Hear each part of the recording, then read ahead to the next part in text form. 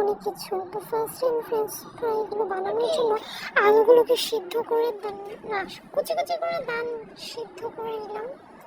আর এখন আমি আমার ঘরটাকে একটু ক্লিন করে নিচ্ছি। সো ততক্ষণ আপনার পাশে থাকবেন আর দেখবেন আমি কিভাবে আমার ঘরটাকে ক্লিন করি।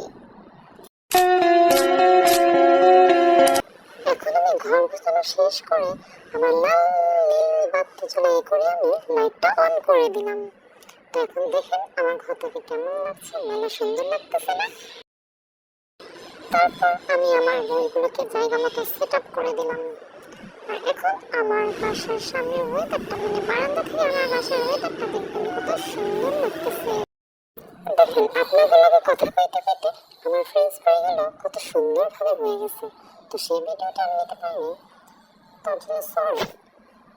দেন আমি নুডলস রান্না করেছিলাম, দেখছেন কত সুন্দর হয়েছে। দেন তারপর আবার রাক্ষসের মতো ঝাল মেরে খেলাম।